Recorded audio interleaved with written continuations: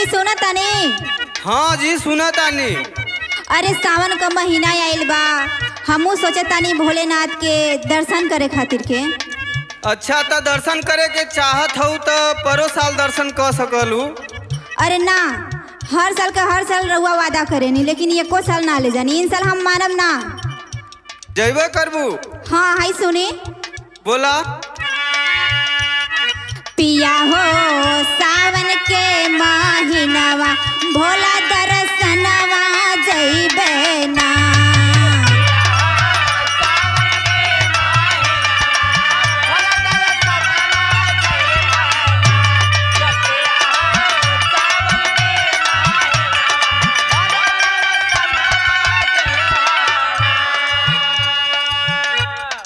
सुना वहाँ जा ना पैबू, और गोड़ में पैर में जौन तोहार महावर बा वो सब छूट जाई। और जंगल पहाड़ चढ़े के होला और बड़ा रेला होला वहाँ। सुनी सबसे हमके दिक्कत ना बा, लेकिन हम जाइब मानेब ना। ना मनबू? ना। अच्छा तो सुना तब। बोली।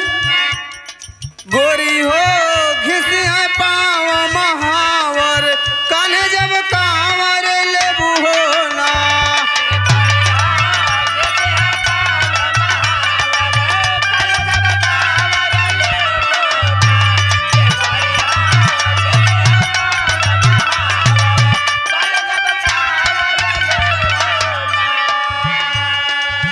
हाय सुनी। बोला। देता कावर एक मंगा हाई, पियर पियर वस्त्र सियाई हो।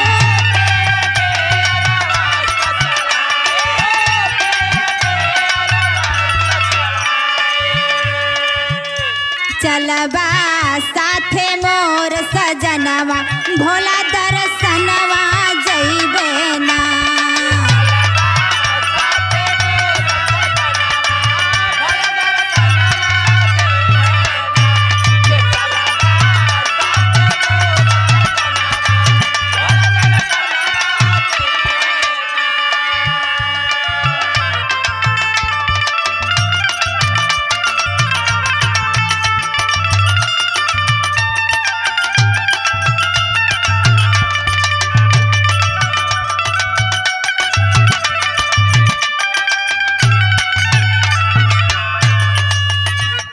पैदल बरिया घाट होई जाना, रेला कांवरियन के माना।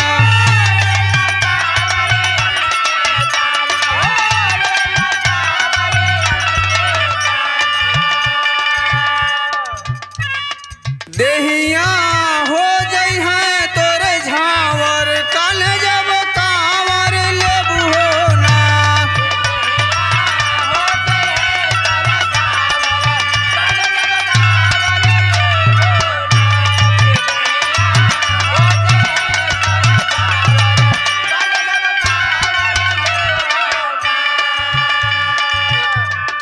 सुने। बोला। देखे बहुत दिन से लालसा लगल बा दिल में कि भगवान भोलेनाथ का हमू दर्शन करो। अच्छा तो ये तो ठीक न बा कि भोलेनाथ का दर्शन करबू तो बढ़िया रही। तो चनी रउआ चलब के ना? चला लिया के चलब भाई, जब इतना जिद करत बाड़ू तो लिया चलब एदा पारी। हाँ तो हाई सुनी। बोला। लाके गंगा के जलधार, जलवा चढ़ाई बहम शिवद्वार।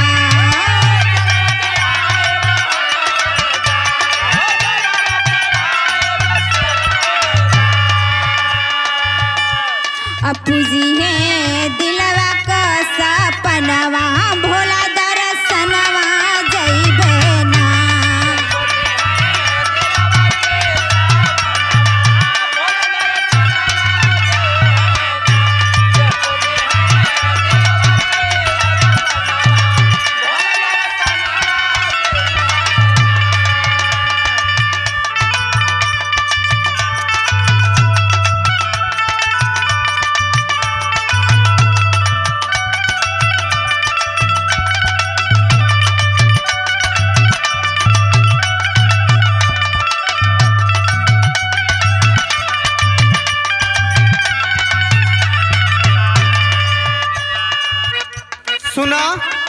बोली।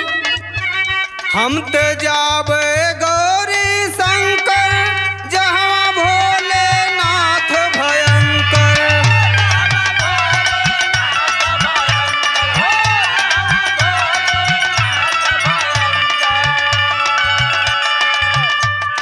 जहाँ घूमल रहलू भावर कन जब कांवर लेबू हो ना।